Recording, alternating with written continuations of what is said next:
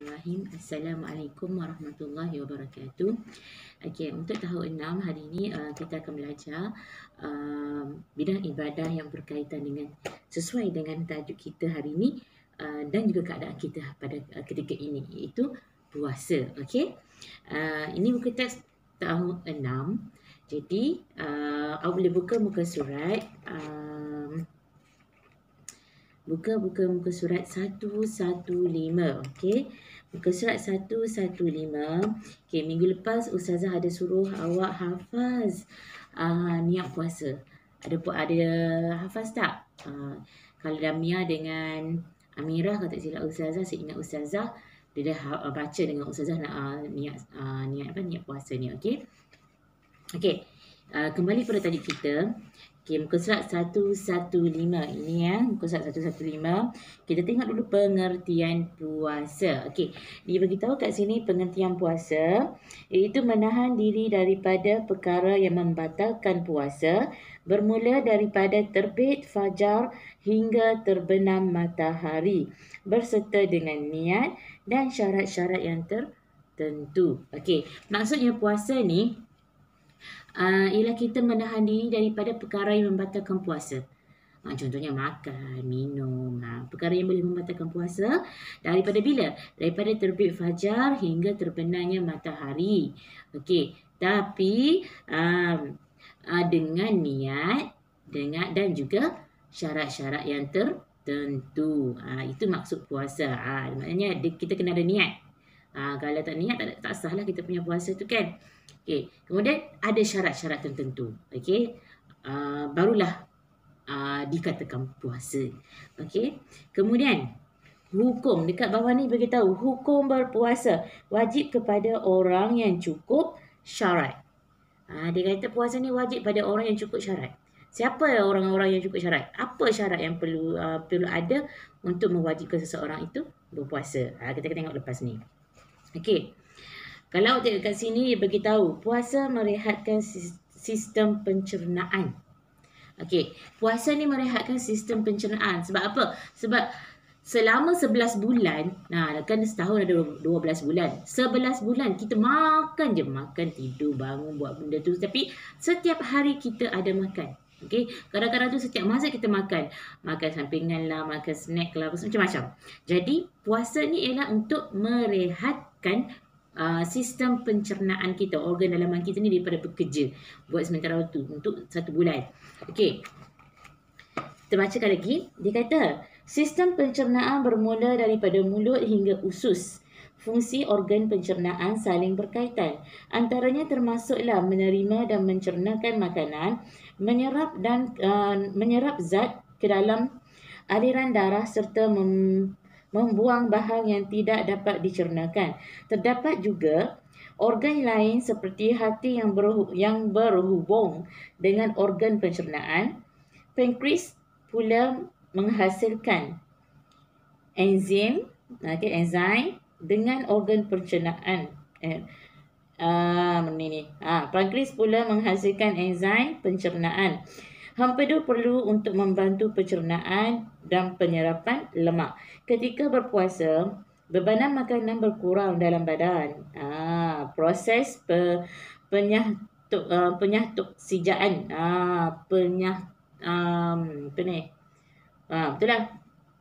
Penyahtoksijaan yang berlaku melapangkan sumbatan dinding di dinding saluran makanan dan pernafasan serta membekalkan oksigen yang cukup kepada sel-sel dalam badan. Maaf lah Ustaz agak-agak baca sebabnya silau dengan cahaya flash daripada flash ni ya. Okey. Maknanya sistem organ dalaman kita ni belajar sains kita hari ni.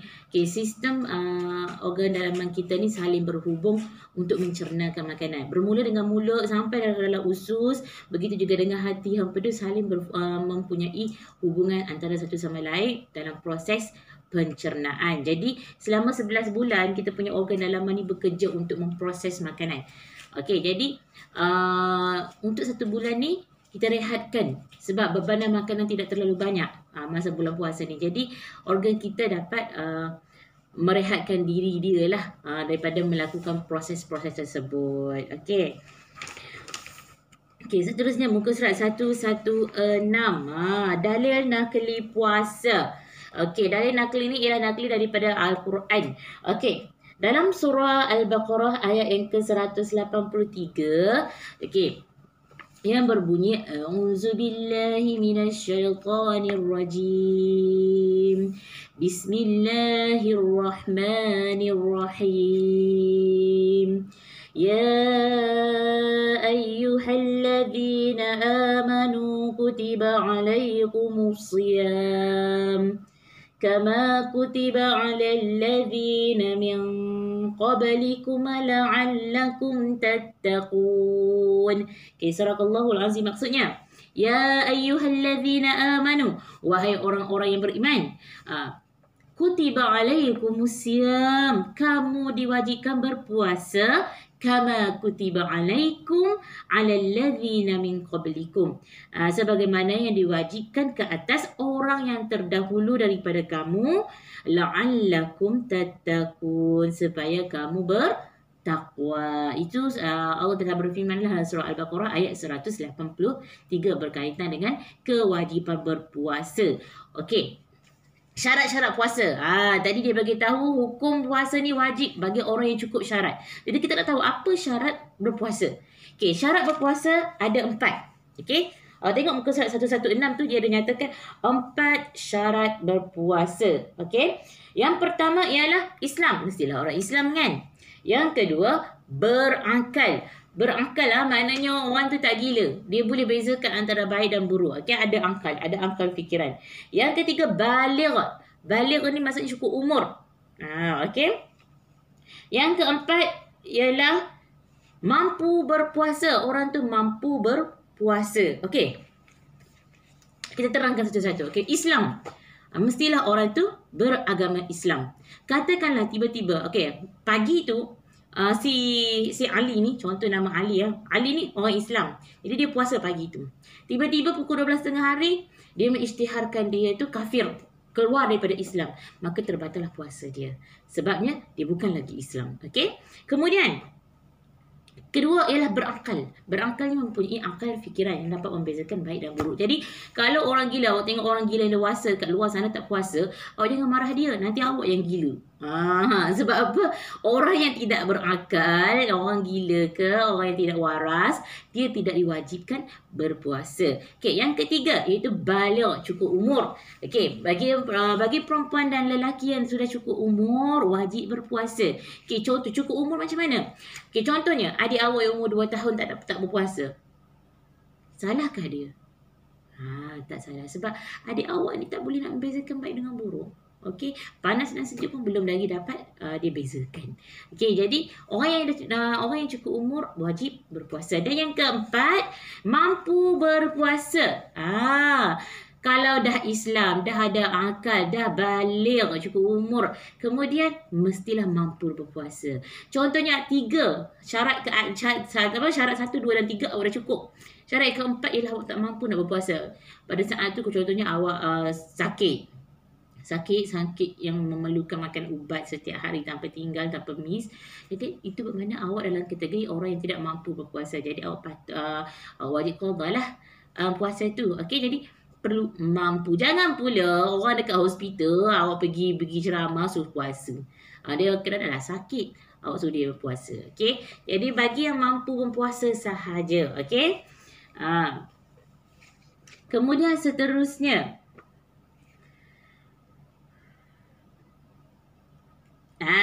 ini antara yang dalam gambar-gambar yang awak tengok ni adalah antara perkara yang kita boleh buat sepanjang bulan Ramadan. Okey. Yang pertama yang biasanya kita buat ialah bersahur. Okey. Baru je lepas bersahur.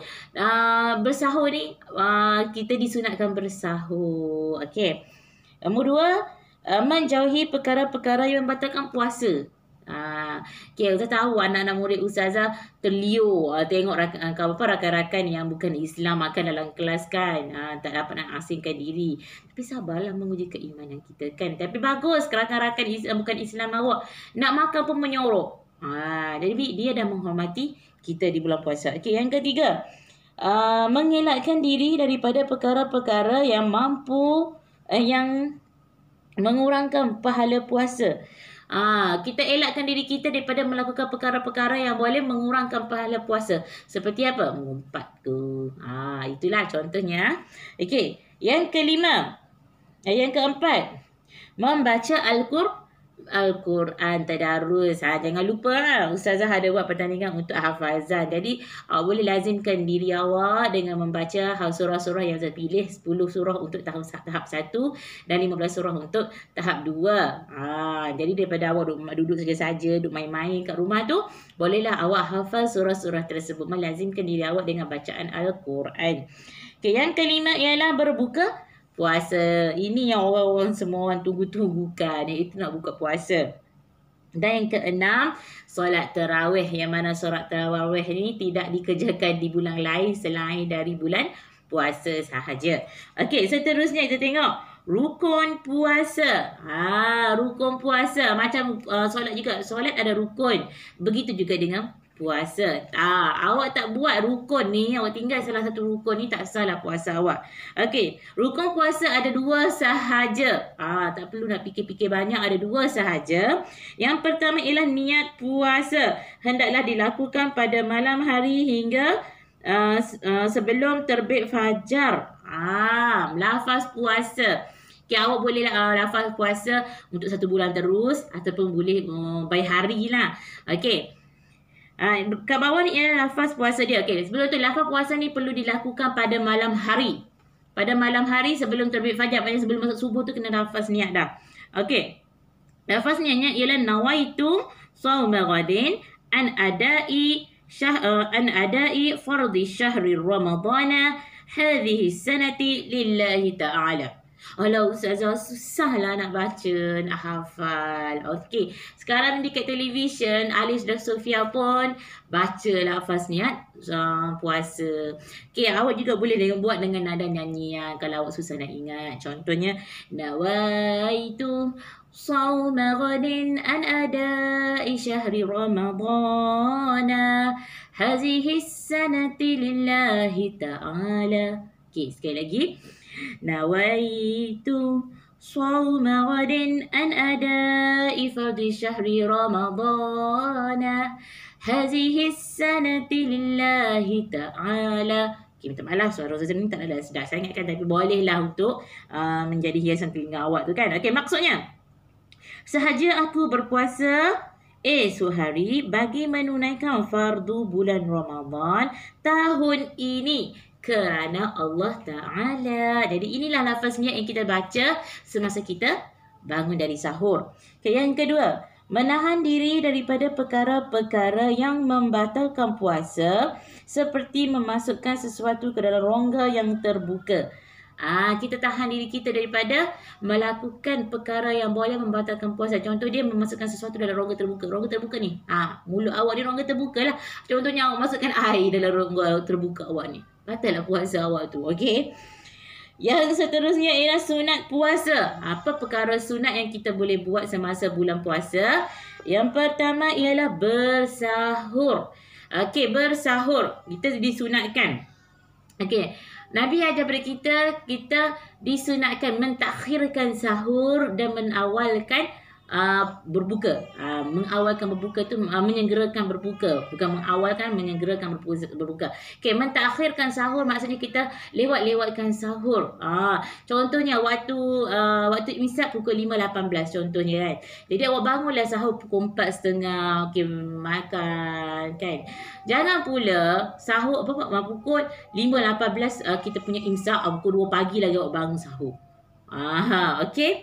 Kemudian kita yang seterusnya merehatkan mentakhirkan sahur. Yang kedua mentakhirkan sahur sudah terangkan. Yang ketiga ialah menyegerakan berbuka. Okey, menyegerakan berbuka. Maksudnya menyegerakan berbuka, bunyi je azan terus berbuka. Jangan pula bunyi azan, awak pergi ambil wuduk, semayang dahulu, semua zikir-zikir. Lepas siap semua tu barulah pergi minum air untuk berbuka. Jangan. Bunyi je azan terus minum ataupun buka puasa awak dengan kurma ke apa sikit. Lepas tu nak solat lah. Tapi kita wajib kita disunatkan berbuka terlebih dahulu. Menyegerakan berbuka. Yang keempat, disunatkan berbuka dengan rutab ataupun tamar. Nabi ajar kita. Nabi buka puasa guna tamar, kurma ke apa kan. Jadi kita pun disunatkan untuk berbuka dengan kurma. Dan yang terakhir adalah berdoa sebelum berbuka. Kita ada kan doa-doa, Allahumma laka sumtu bika amantu ala rizqika aftartu bi rahmatika ya arhamar rahimin. Amin. Okey, itu doa buka puasa. Okey. Awak mesti pelik. Apa rutab ni? Tamar tahulah, buah kurma yang dah dikeringkan tu kan, yang ada jual di pasaran sekarang ni. Rutab tu apa Ustazah? Rutab ni ialah buah kurma yang masih basah, yang masih belum dikeringkan. Itu rutab kita panggil. Okey. Seterusnya, muka surat 116. Okey. Muka surat 116 pula. 118. Okey, muka surat 118 ialah syarat sah puasa. Tadi ialah syarat wajib puasa ada 4. Ni syarat sah puasa. Bila kita dah cukup 4 syarat wajib tu, kita nak pula tahu syarat sah puasa. Okey, syarat sah puasa ada 4 juga. Jangan keliru. Okey, syarat sah puasa ada 4. Yang pertama mestilah Islam. Sama dengan syarat wajib tadi. Yang kedua ialah mumayyiz. Mumayyiz. Yang ketiga ialah berakal. Dan yang keempat, suci daripada haid, nifas dan wiladah. Okey. Tiga yang pertama ni sama sahaja. Yang berbezanya yang keempat. Kalau tadi mampu berpuasa, tapi yang ni ialah suci daripada hadas, iaitu daripada darah nifas ke, haid ke, wiladah ke. Ini ialah bagi bagi wanita sahaja. Okey, suci daripada hadas lah. Okey. Perkara-perkara yang membatalkan puasa. Okey, kita membincangkan tentang perkara yang membatalkan puasa tadi. Kenapa perkara yang membatalkan puasa selain memasukkan sesuatu dalam rongga? Dalam rongga terbuka. Okey, dalam pokok ni, peta pokok ni ada 1, 2, 3, 4, 5, 6, 7, 8. 8 antara perkara yang boleh membatalkan puasa. Okey, yang tengok kita dulu pertama. Melakukan jima' di siang hari. Ini melakukan hubungan suami isteri lah di siang hari. Batal puasa ya. Yang kedua ialah muntah dengan sengaja. Macam mana muntah dengan sengaja ni Ustazah? Muntah dengan sengaja ni ialah awak jolok tangan awak masuk dalam leher awak ni, tekak awak ni sampai termuntah. Itu maksudnya muntah dengan sengaja. Okey, yang seterusnya ialah makan dan minum dengan sengaja. Awak sengaja lapar, awak pergi tandas, minum air baik contohnya. Batal puasa awak. Tapi kalau awak terlupa, tak batal puasa awak. Yang seterusnya ialah haid, nifas dan wiladah. Contohnya awak dah puasa tiba-tiba pukul 1. Yang perempuan awak keluar darah haid. Batal puasa awak hari itu. Okey. Dan yang seterusnya, mengeluarkan air mani dengan sengaja pun batal. Okey. Yang seterusnya, memasukkan sesuatu ke dalam rongga terbuka. Rongga-rongga terbuka lah. Hidung ke, mulut ke, telinga ke. Okey. Kemudian, murtad. Murtad ni maksudnya ialah keluar daripada Islam. Dan yang terakhir ialah gila. Gila, mabuk atau pengsang sepanjang hari. Okey, orang gila. Okey, gila ni ada banyak kategori kan. Okey, orang yang gila ni, ada setengah orang yang tidak waras. Yang gila ni, bila makan ubat dia okey. Jadi, bila time dia okey dia puasa. Tiba-tiba, pukul 1 tu jadi gila balik sebab dia punya dos ubat tu habis ke apa kan. Maka terbatal dah puasa dia. Yang kedua, orang yang mabuk. Orang mabuk pun batal puasa dia. Dan yang terakhir ialah pengsang sepanjang hari. Awak dah puasa tiba-tiba pukul 7 pagi tu awak pengsang. Pengsang sampailah pukul 7 malam. Batal dah puasa awak. Okey. Okey, itu ialah antara perkara yang membatalkan puasa. Okey. Hikmah puasa. Allah tidak melakukan sesuatu tanpa sebab. Okey, ada sebabnya Allah mengarahkan kita untuk puasa. Okey, jadi hikmah Allah menurunkan ataupun mewajibkan umat Islam ni untuk berpuasa adalah yang pertama, yang terbahagi pada dua lah, iaitu hikmah dia rohani dan jasmani. Dari segi rohaninya, apa yang kita dapat? Okey, meningkatkan ketakwaan kepada Allah dengan banyak melakukan amal ibadah. Sebab bulan puasa lah peluang untuk kita mengejarkan ibadah dengan melipat kali gandakan amalan kita. Mungkin sebelum ni kita tak pernah buat, tapi di bulan puasa kita buat. Okey. Yang kedua, memupuk sifat mahmudah seperti sabar, jujur, ikhlas dan bertimbang rasa. Okey, memupuk sifat mahmudah ni maksudnya kita puasa, kita sabar. Walaupun kita lapar, kita sabar. Kita jujur pada diri sendiri. Okey, kemudian kita lakukan sesuatu dengan ikhlas dan juga kita bertimbang rasa. Okey. Kemudian yang ketiga, mencegah pelbagai penyakit. Mencegah pelbagai penyakit. Sebab apa? Kita dah merehatkan sistem pencernaan kita tadi, kan? Jadi mencegah diri kita daripada penyakit. Tapi zaman sekarang pelik. Bulan puasa lah menjadi gedung penyakit. Sebab apa? Dengan adanya bazar-bazar juadah-juadah berbuka puasa yang terlampau banyak, kita ni bila perut kita tengah lapar, semua benda kita nampak sedap. Jadi semua benda kita nak beli. Bila sampai waktu berbuka, 1-2 perkara je kita makan. Kadang-kadang tu sampai semua yang kita beli tu termakan. Jadi dalam makan perut kita ni, dah seharian berpuasa, tiba-tiba terkejut. Sebab apa? Masuk makanan dalam organ tu, dalam perut kita ni terlampau banyak dan bermacam-macam. Tu yang boleh menyebabkan sakit perut lah, apalah kan. Yang seterusnya ialah merasai sebahagian penderitaan orang yang tiada makanan. Okey, dari segi rohaninya lagi kita akan melahirkan rasa empati. Mana kita boleh rasa, maknanya macam ni lah keadaan saudara kita di Afrika, ke saudara kita di Palestin yang berperang, yang tengah kelaparan. Okey.